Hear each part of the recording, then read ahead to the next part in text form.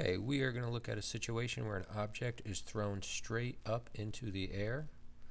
We're going to look at a few different parts of this problem, so we're going to do quite a bit with it. Alright, so let's say we have an object. We throw it up in the air, so it goes up, reaches a high point, comes back down, and for the sake of argument, we're going to say that we throw it up with a velocity of 49 meters per second. And that's a vector, so it is getting thrown upwards. So to look at this problem, we're going to look at a few different things, but a couple things that we do need to know, even though that's the only information that's supplied in this problem. It's thrown up with 49 meters per second. There are a few things that we do know. We do know that right here at the top, I'm going to say the velocity at the top. Well, we know that velocity. That velocity is 0. And we also know that the acceleration, the entire time it's in the trip, is negative 9.8 meters per second squared. So even if those two things aren't supplied in the problem, we know those two things. So let's go ahead and take a look at this. First thing we're going to do is we are going to see how high it goes. So we are going to look for the height that it reaches, or the maximum height that it reaches. So we can do that.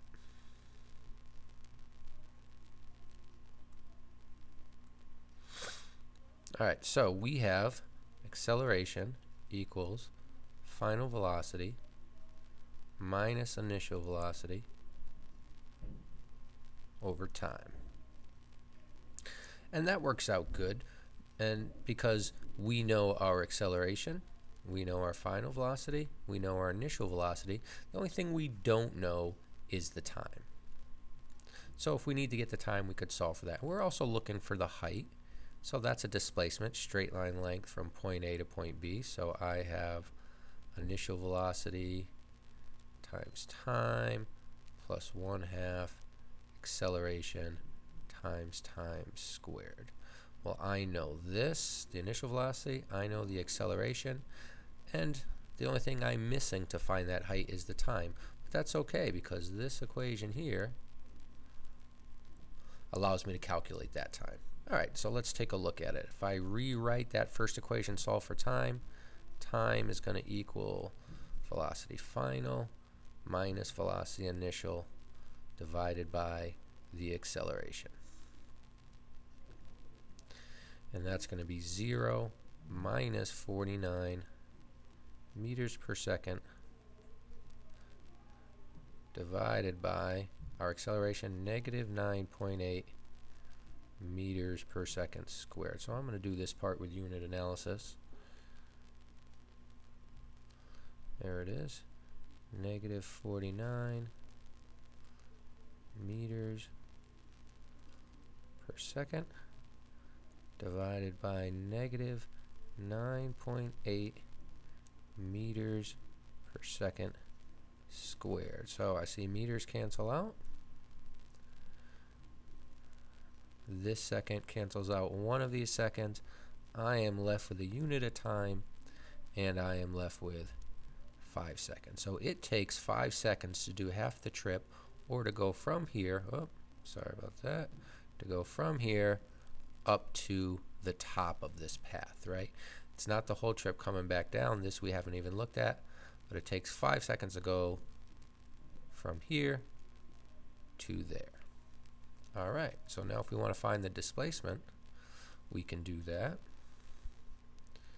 Displacement equals velocity initial times time plus 1/2 acceleration times time squared. Now I know everything, so that equals 49 meters per second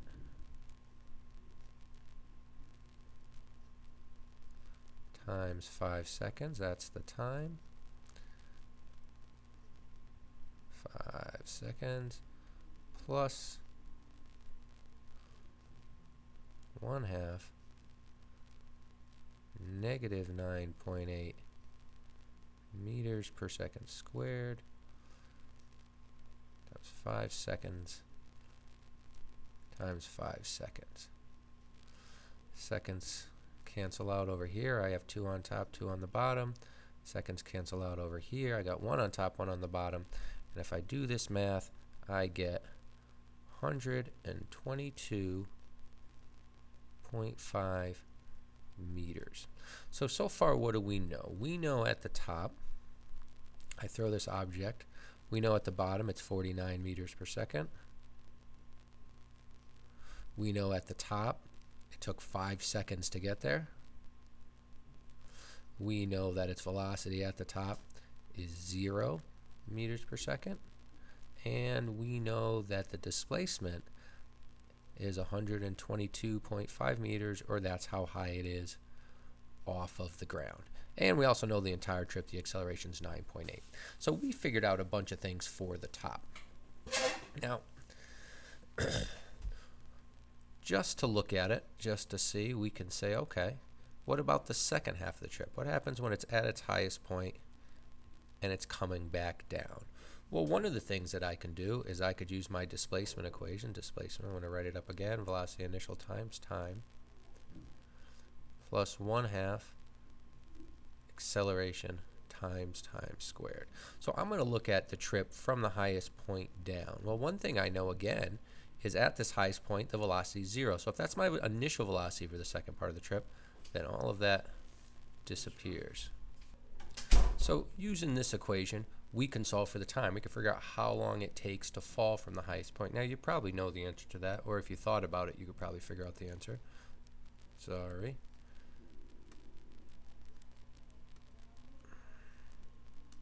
There we go. But we'll do the math to prove it anyways. If I solve for time, I get 2 times the displacement divided by the acceleration, take the square root, and that equals time. Now I'm not doing the derivations, or I'm not adjusting these equations on the screen, but I'm simply taking this equation and solving for time. And all of them, I'm at least starting with the equation that the basic equation that I tend to put in my notes, and then showing the solved version. And if you need to go through the algebra to get from one point to the other, you can. But there's the answer, so you can kind of, hopefully you could see how you get there. I solve for that. Well, a couple things happen. First of all, it's 2 times the displacement, but this time, this is the second half of the trip, so whatever object I threw in the air, it's falling. So it went up 122.5 meters going up, but it is falling 122.5 meters coming down. So it's a negative 122.5 meters in this case. And then I am dividing by negative 9.8 meters per second squared. And there we go, I'm just extending the radical. So meters cancel out. I have seconds squared. I'm taking the square root of seconds squared, so my units are seconds, which is a good sign. The negatives cancel out because I'm taking a negative number, dividing it by a negative number, and if I do the math, it takes 5 seconds. So that's good news, because it takes 5 seconds to go from the starting point to the top, then it takes 5 seconds to come back down. So it is a time total time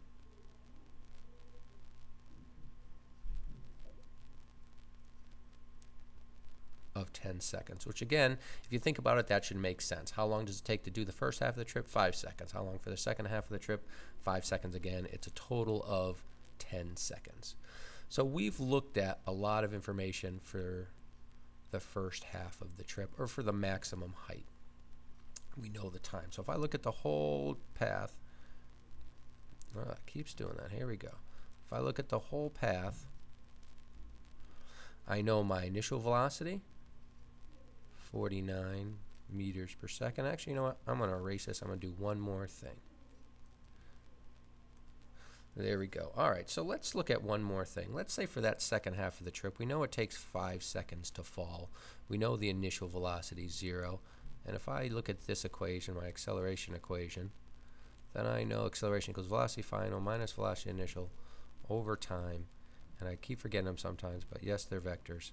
There we go. So final velocity equals acceleration times time plus the initial velocity. Again, it's the same equation as above. I'm just solving for final velocity. Final velocity equals negative 9.8 meters per second squared times the time. Well, it takes 5 seconds to fall. And I also know for this second half of the problem, my initial velocity is 0. Again, it starts from rest at the top. So that's 0. So what does that work out to be? Well, that works out to be negative 49 meters per second. So we filled out a lot of information here. We figured out a whole bunch of information at the top of the path of this object. We figured it out right before it hits the ground as it's coming back down. So now I'm going to redraw it, and I'm going to say, okay, so this object goes up, comes back down.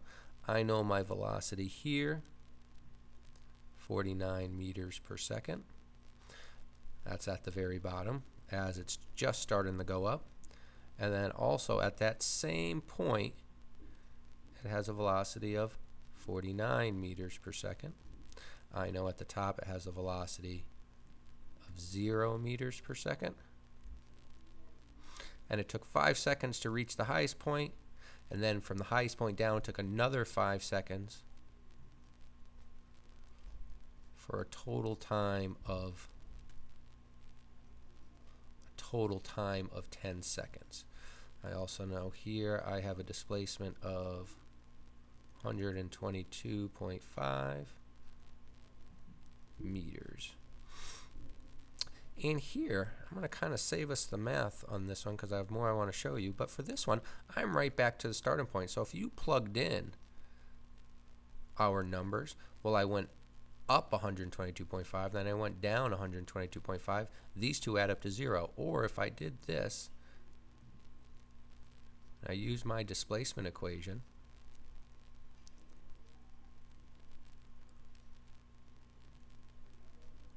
Velocity initial times time plus 1/2 acceleration times time squared. Same equation I was using before. And I plug in, let's see, 49 meters per second. And I multiply it by the total time, 10 seconds, because it takes 5 seconds to go up, 5 seconds to come down, plus 1/2 negative 9.8 meters per second squared times 10 seconds. I'm running out of room, times 10 seconds. If I do that and plug in all the numbers I know using 10 seconds, because that's the whole trip, I will get a displacement of 0, which tells me, yes, this object is back down to the starting point. So we know everything about the object when it's here. We know pretty much everything about the object here. We know its velocity, we know its displacement, we know its acceleration, and we know the time it took to get there. So we could figure out that stuff. And now if we look at it, or if we think about it, there's a lot of stuff we didn't really need to calculate. If this is 49 meters per second, well, this has got to be a negative 49 meters per second. This has to be 0 because it's right back to the starting point. So I did the math, or at least showed you how to do the math, but we don't need to do the math there. I also know if it takes 5 seconds to go up, it takes 5 seconds to go down. So if I find the first half of the trip, I could just double that. That's the total time. If I find the second half of the trip, again, I can just double that. They have to be the same times going up and down, and that works out fine. I also know my initial, or my velocity at the top is 0. Sorry, I'm getting used to this. At the top is 0, right? So the only real math we had to do was finding the height, 122.5 meters. We had to do math to get that. And we had to do math to get the first time. After that, we really don't have to do much math to get an answer. All right, so now let's look at something a little different. Well, I don't know if it's a little different, but it's not so easy. We are going to look at the quadratic equation. So for this problem that we're looking at, the height is 122.5. That's the height to the very maximum point, and there's only one time it reaches that point because that's the highest point. But let's say I picked another point, and let's say I picked a point, and the point's going to be here, and I'm just going to say that it's 75 meters. Well, the thing is that past the 75 meters going up, reaches a highest point, it starts coming back down. then it crosses 75 meters again. So while there's one time to reach the highest point, there's 2 times it hits 75 meters. It hits that height twice. And again, we're talking about displacement. So in both cases, I am 75 meters above the starting point. Displacement's the straight line length between point A and point B. Well, if this is my starting point, the ground, my displacement is 75, and then it is 75 again, because these are the distances from the ground. Now, if I wanted to get the time for that, now I've got to do something a little different. Well, we're not changing anything about this problem. We're just picking a different place. So it's still got an initial velocity of 49 meters per second. And it still has an acceleration of negative 9.8 meters per second squared. So let's look at this problem. Well, if I want to get the time, I know a displacement, I know initial velocity, I know acceleration. So displacement equals velocity initial times time. I keep coming back to this equation.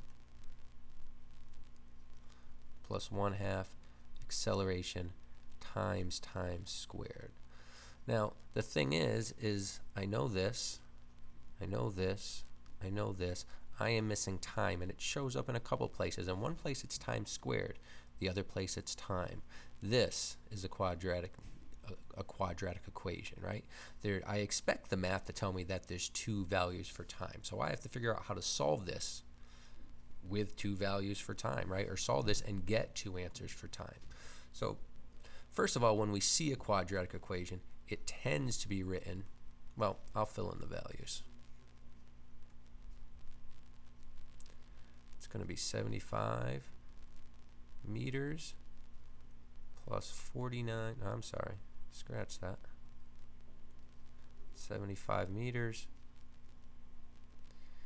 equals 49 times time plus 1/2 the acceleration, so negative 4.9 t squared.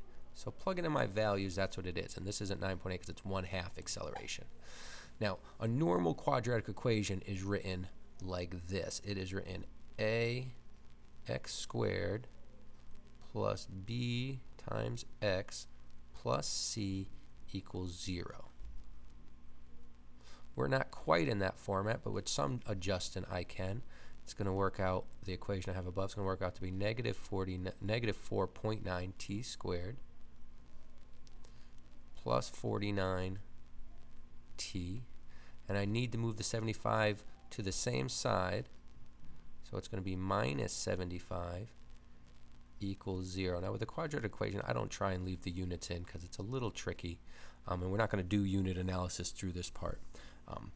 But there we go. That's what we have.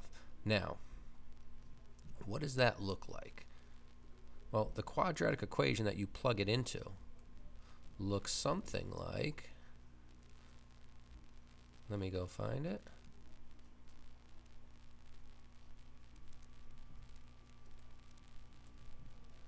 Are you serious?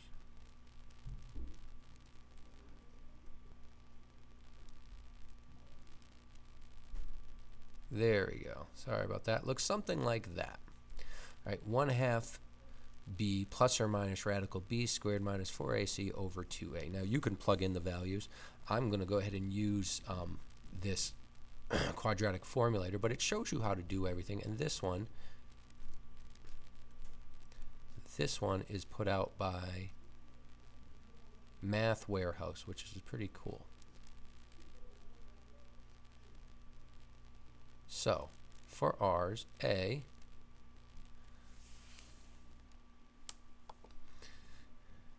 is negative 4.9, B is 49, and C is negative 100. Now the nice thing about this website is that you plug them in and it shows you the math. It shows you there's 2 real solutions, which makes sense because there's 2 real times. We know that. We know that there's a time going up and there's a time coming down. So it's going to give us 2 actual times, right? It even shows you how to plug in the numbers that we have. So you can certainly follow those. This first part's not that big of a deal for the problem we're doing, but this is how you actually use the quadratic equation, right? It shows you what you plug in for A, what you plug in for B, what you plug in for C, plugs them all in for you, and then this one gives you the answer too. So it crosses that 75-meter mark at 2.857 or 2.86 seconds going up, and then it crosses at 7.14 seconds coming down. Crosses 2 times, and those times make sense because one is before the 5-second mark and the other one is before the 10-second mark. So they certainly look like they're plausible numbers, right? This is what we would have to do to figure out the time at that height, right? If it's not at the highest point. And then we can go and do the same things we did before. We could plug in that time to find a final velocity if we want to, so we could find the velocity going up and the velocity coming down. Also, though, if the velocity going up works out to be something, it's the same velocity going down, except the direction is opposite. Just like we saw in this one, when it was 49 up, at the same height, it was 49 down. So whatever the velocity is going up at 75, it's the same magnitude, opposite direction going down. Okay, this problem is done. I hope it made sense.